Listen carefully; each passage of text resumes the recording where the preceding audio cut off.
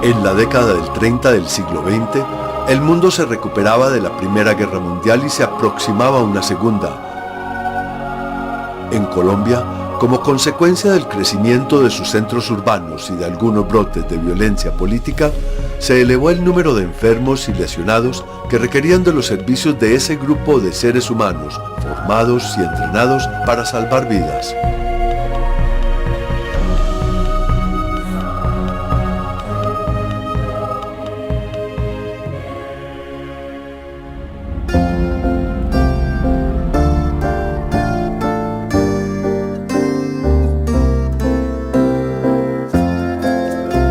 Colombia en el siglo XX vivió una serie de confrontaciones políticas. En la Universidad de Antioquia en el año 1921, estudiantes descolgaron el cuadro del Sagrado Corazón de Jesús, símbolo de la devoción católica y del pensamiento conservador. Años después, en 1936 en la Facultad de Medicina, 19 profesores conservadores renunciaron y fueron sustituidos por liberales. Estos acontecimientos marcaron el inicio de un nuevo periodo para la medicina en la ciudad de Medellín.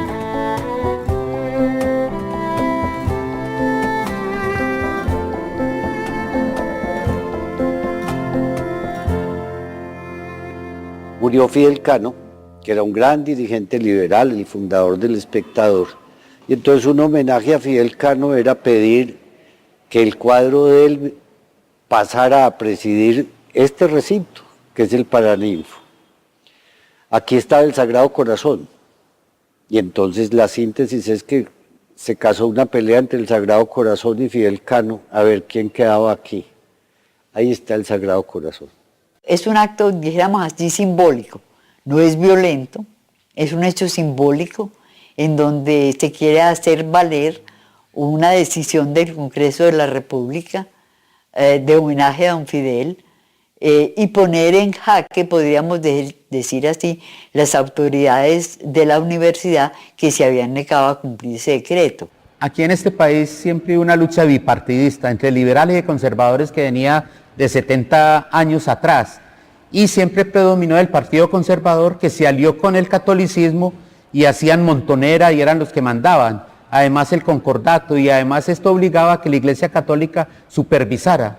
Por eso Monseñor Vergara, a principios de siglo aquí, pensó crear una facultad católica, porque la otra ya se estaba saliendo un poquito de ciertas normas, porque los estudiantes eran rebeldes. Increíble que en los años 11 todavía existiera eso, pero siempre siguió predominando el conservatismo hasta los años 30, 35, que vienen las ideas liberales.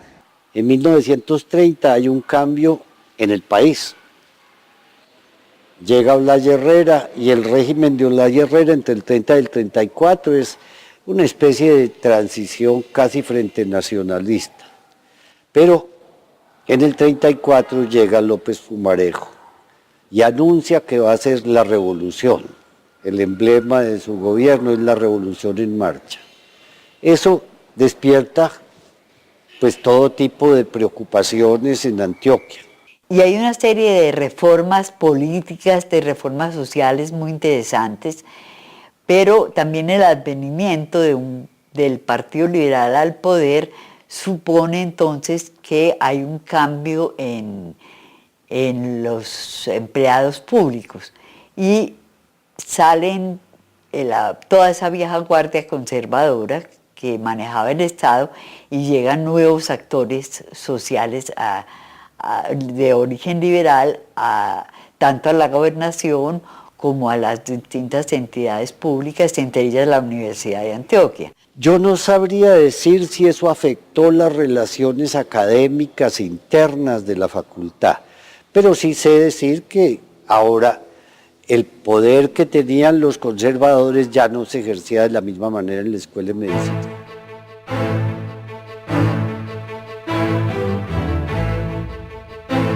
Mientras que en Colombia conservadores y liberales se disputaban el control político, en la Facultad de Medicina de la Universidad de Antioquia reinaba un modelo de formación médica de origen francés llamado Escuela Anatomoclínica.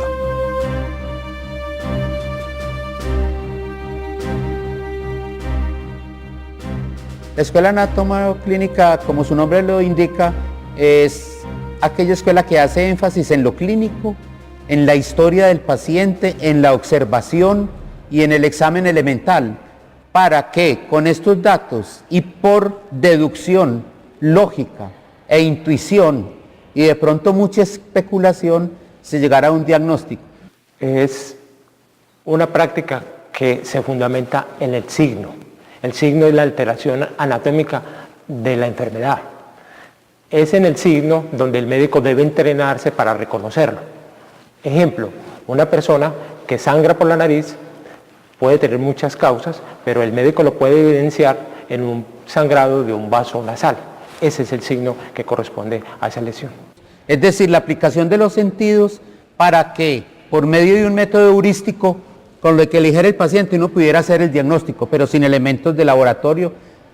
Quizás se utilizaba el estetoscopio, era lo más elemental que tenía. El gran aporte de la visión anatomoclínica de la enfermedad es que localiza la enfermedad en el órgano.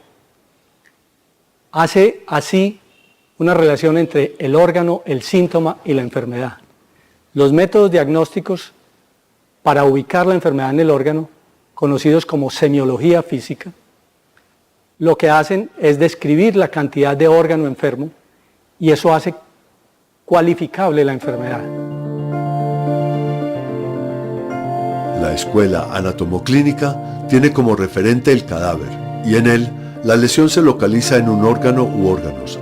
Este modelo se enriqueció con el conocimiento anatómico que ofrecieron los pintores y los médicos anatomistas en el periodo del Renacimiento europeo. Entre ellos se encuentran Leonardo da Vinci y Andreas Vesalio. Ha existido muchas concepciones de la enfermedad. La más antigua relaciona el origen de la enfermedad con los dioses. En la cultura griega, con el racionalismo griego, la enfermedad pasa a ser un proceso como los procesos naturales, y está sometido a la observación de los sentidos. Entonces, así la enfermedad tiene un diagnóstico, un pronóstico y un tratamiento. Esto lo diferencia fundamentalmente de la otra visión de enfermedad, producida por los dioses y curada por los dioses. La escuela anatomoclínica nace básicamente en Francia, con la Revolución Francesa, y ella se fundamenta en un entrenamiento de la mirada del médico en buscar lo anormal. Es la mirada que percibe la alteración anatómica, pero también sustentada en la palabra que se llama, un método que se llama anamnesis, es hacer recordar al paciente como su enfermedad. La evolución de la escuela o del pensamiento anatomoclínico se consolida a finales del siglo XVIII con la obra de Juan Bautista Morgagni, donde la enfermedad se localiza en el órgano y el órgano se relaciona con el síntoma, y para entender esto se diseña una tecnología mediante la palpación, la auscultación y la percusión, llamada semiología física, que lo que hace es medir la cantidad de órgano enfermo. Esto hace medible la enfermedad, cuantificable. Es lo que se conoce como medicina organicista, que es nuestra medicina actualmente. Eso fue progresando y hubo personas que fueron muy significantes como Rudolf Virchow, como Rokitansky, como Leeuwenhoek con su aporte de crear el microscopio, porque esto nos fue llevando en una forma progresiva a estudiar el enfermo y sus enfermedades, hasta que se entendió que hacer autopsias era muy útil porque mostraba el todo de la enfermedad, pero que obtener fragmentos de órganos y tejidos, es decir, lo que hoy llamamos biopsia, era muy útil porque nos permitía diagnosticar sin esperar a que el enfermo se muriera. La Escuela Anatomoclínica se instauró en Colombia en 1867 con la fundación en Bogotá de la Facultad de Medicina de la Universidad Nacional de Colombia. En el año 1871 se fundó la Facultad de Medicina de la Universidad de Antioquia bajo este mismo modelo de formación médica. Desde que llegó el modelo anatomoclínico a la Facultad de Medicina de la Universidad de Antioquia, hubo profesores que eran los que llamábamos como catedráticos, se llamaban catedráticos. Ellos tenían la máxima autoridad en las salas donde atendían sus pacientes, en la docencia y en la administración. No compartían esa responsabilidad con ningún otro médico, que entre otras cosas eran muy pocos. Y la otra cosa es que la parte de conductas era también absoluto. El médico definía la conducta con sus pacientes. En el año 36 y 37 hay una pugna política entre liberales y conservadores, y llega el momento en que los conservadores, que son profesores, renuncian, menos 4, menos el doctor Juan Bautista Montoya y Flores entre ellos, y Gil J. Gil renuncia y se va para la Bolivariana y fundan la Facultad de Medicina de la Bolivariana, que solamente duró 1 año. Estos profesores regresan con el tiempo. La historia de la Facultad de Medicina de la Universidad de Antioquia está llena de grandes personajes, pero cuando se habla de la Escuela Anatomoclínica es necesario mencionar a los médicos Juan Bautista Montoya y Flores y Gil J. Gil. Fue Juan Bautista Montoya y Flores una persona que desde sus inicios se orientó al estudio anatómico de pequeños animales y así llegó hasta los estudios anatómicos ya conocidos por muchos autores en el mundo. Gil J. Gil fue un pionero de la medicina antioqueña, fue un maestro, fue decano, fue escritor, fue creador de la cátedra de cirugía experimental, fue profesor de cirugía, fue quien propuso por primera vez la creación de una policlínica acá, fue un hombre que creó la primera clínica particular que hubo aquí, se llamaba la Clínica Gil. Y una cosa muy importante de Gil J. Gil, en 1916 fundó la revista Gil, que se publicó hasta 1924 y que nos permite conocer la medicina de cerca, de qué era lo que pensaba. Era un pionero, pero también era un visionario, y por eso lo podemos estudiar. Gil Juvenal Gil, llamado Gil J. Gil, fue un eminente cirujano de esa época y junto con Montoya y Flores desencadenan prácticamente el desarrollo de la cirugía en Antioquia.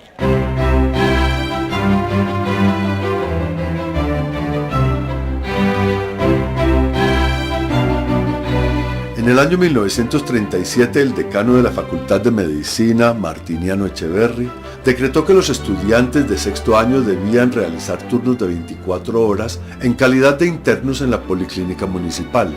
Se inició así la historia de la Policlínica como espacio docente y de práctica de la Facultad de Medicina de la Universidad de Antioquia.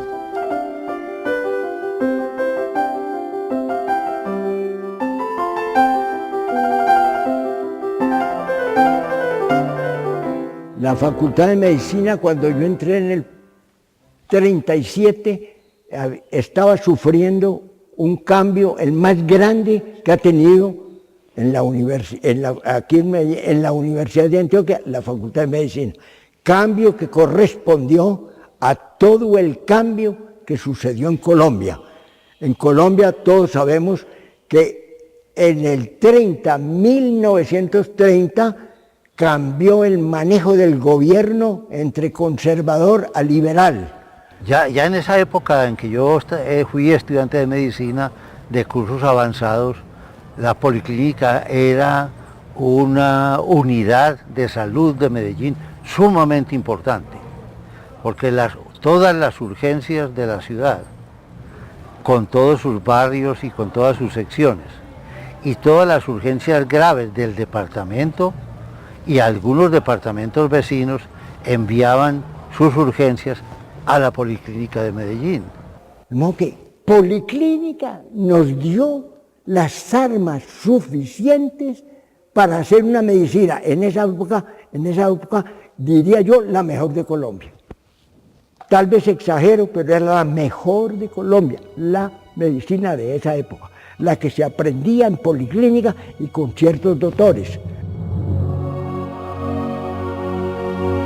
En 1943 se fortaleció la Escuela Anatomoclínica en la Facultad de Medicina de la Universidad de Antioquia con el establecimiento de la cátedra y laboratorio de anatomía patológica bajo la dirección del médico Alfredo Correa Henao.